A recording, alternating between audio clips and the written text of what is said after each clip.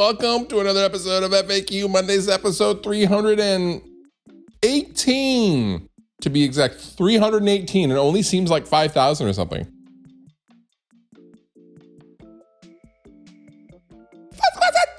Ramen or pho? Honestly, 90% of the time, I'm a ramen guy. I love ramen. When I went to Japan a couple of years ago, I had some of the most fire ramen I have ever had. Now, I do like pho. I don't hate pho. We don't discriminate against any noodle. However, ramen is the pinnacle of noodles, in my opinion. Ramen, there's just something so comforting about ramen. I love ramen. Love me some ramen. Everyone send me ramen. I don't know how you do that, but send me ramen. What was your favorite record of 2022? I mean, off the top of my head, Lost in the Waves from Landmarks. There was a lot of good records in 2022, but I think that's probably my favorite of the year. And Dragged Under listens to them quite a bit in the tour bus when we've been on tour for, we were on tour for 6 months last year. We were bumping that record quite a bit. And in a couple of months, we actually go over to Germany and we go on tour with them and Ghost Inside and Fit for an Autopsy, the Pierre Confess. If you're in Germany, come say hi. But yeah, Landmarks, big fan of Landmarks, Lost in the Waves. Favorite album of 2022. Fluff, how often do you use your plugins over your aux box? Actually, I use both pretty much daily. Here's how I use them. When I am tracking DIs, guitar DIs, or I am in writing mode, or I'm actually laying something down for real, I'm going direct into my Radial HDI direct box. I then have the standalone instance of my Fluff 2C plugin. I use that for tuning, and I use that for monitoring and hearing my guitar tone while tracking the DIs in Logic. And then I will then reamp the DIs if necessary to an amplifier using the aux box for the real thing. Ultimately, I prefer to use the aux box and a real amplifier if I can, but I will often layer in the lead stuff or the octave layered stuff using one of my signature plugins from ML Sound Lab, which you can get and check out for free down in the description. Shameless plug. But yeah, I don't know. They cut really well, and just the different tones lend themselves to using both an amp and the plugin for me. So yeah, I guess the answer to your question is I use both. Where did you move to? Close by your old place? Yeah, I live in a town called Port Orchard, Washington, or more specifically Manchester.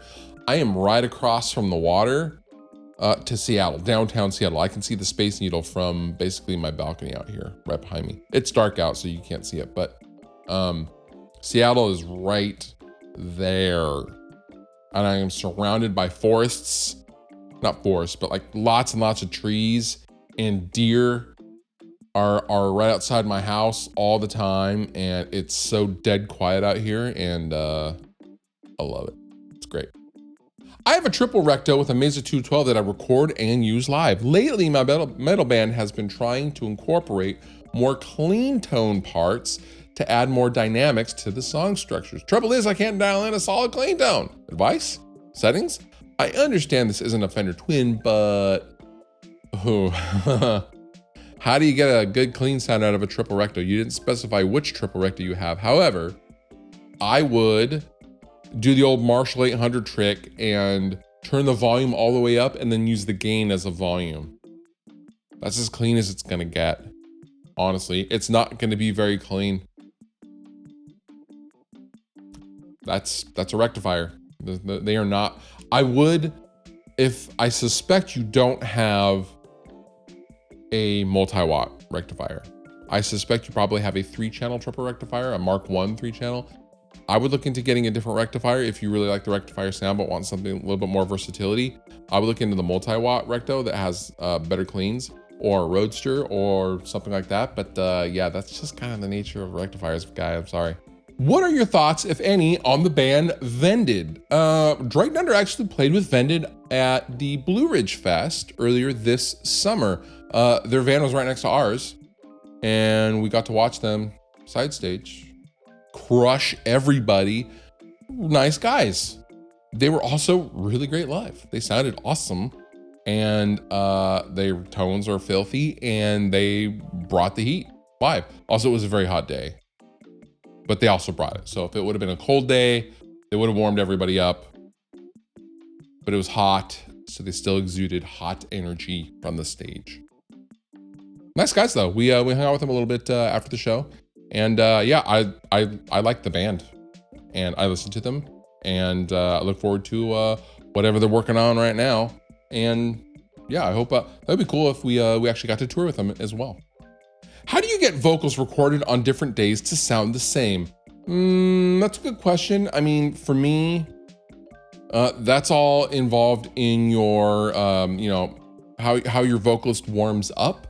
I will typically get them to maybe go through a song a couple of times, or go through anything a couple of times before we actually start laying down tracks. However, there has been situations where, you know, we'll come back the next day and start laying down the vocals, and he's just feeling a little bit better. And so then he'll go back and lay down, re-record what he did the previous day, just for coherency.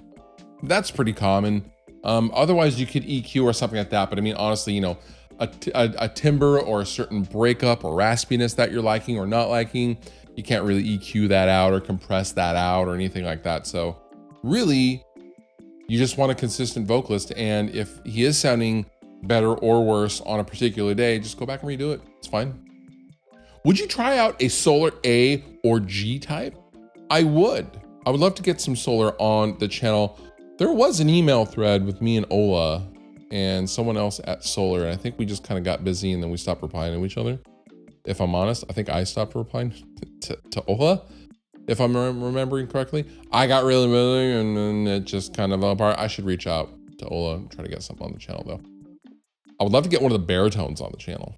That would be super killer. But yeah, I'll have some Solar on the channel. Let's do some Solar, baby. Do you still run your beard comber pickups in anything? I have a set I've been using for several years. Can't seem to bring myself to replace them. You know what? I have not had a set of beard combers in a guitar in a very long time, and I kind of regret that.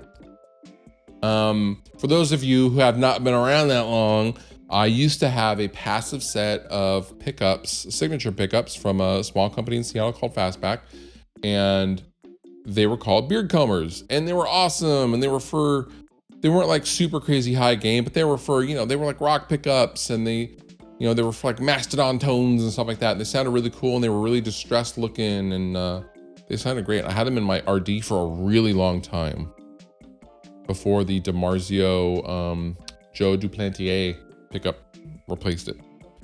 But no, I don't have any of those at all, actually. I wish I still had my original set. Bummer. But you should keep yours, and I'm glad you're still enjoying them because those were really great sounding pickups. Just recently got a Line 6 Pod Go, thinking about getting an FR guitar cab like the Line 6 Power Cab. Thoughts compared to a traditional guitar cab?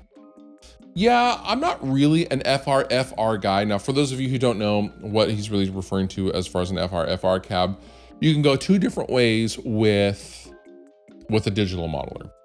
You can either run a digital modeler with a speaker cab impulse and then amplify that full range signal like you would going into a PA, right? FR is full range, full range, full response or something like that.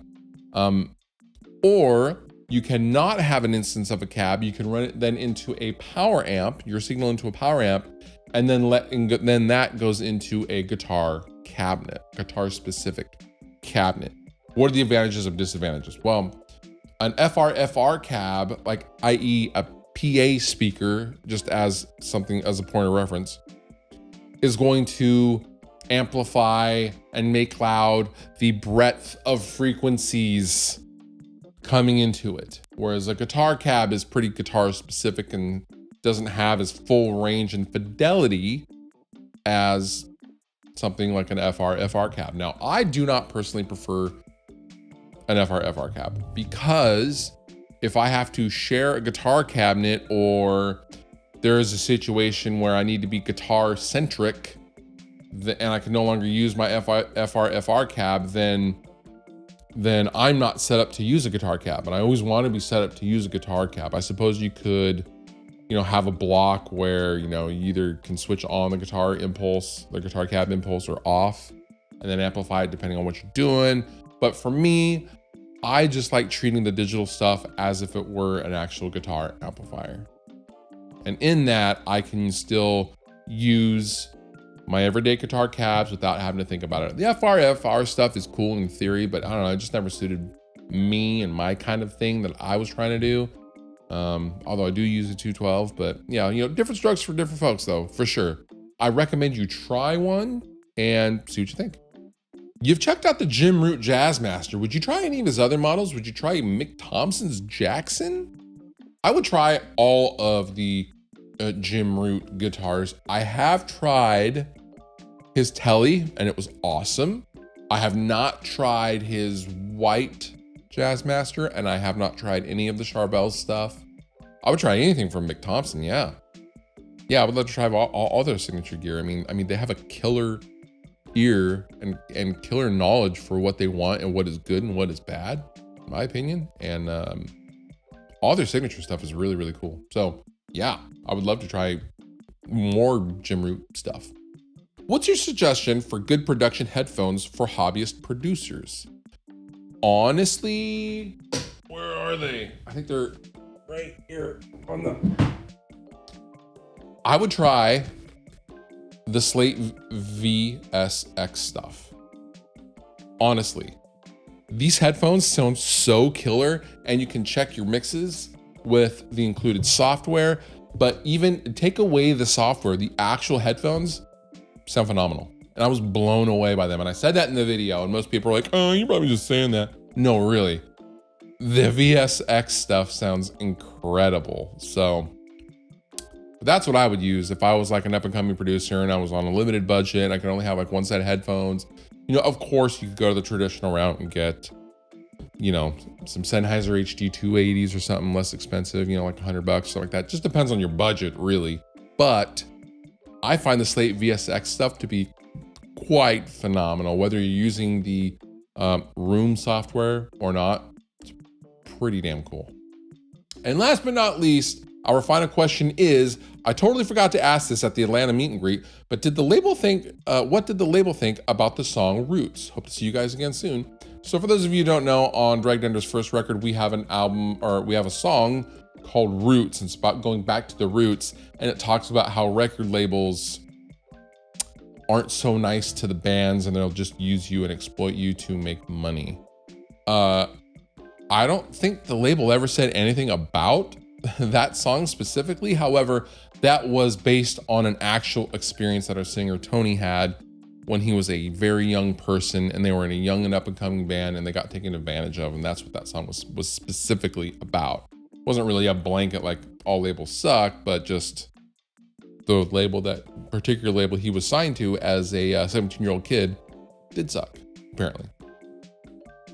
And that does it for this episode of FAQ Mondays. If you have your own question, I will link down below in the description if you'd like to anonymously ask a question. And with that, you've been wonderful. I've been Fluff. Thank you so much for watching. I'll see you next time.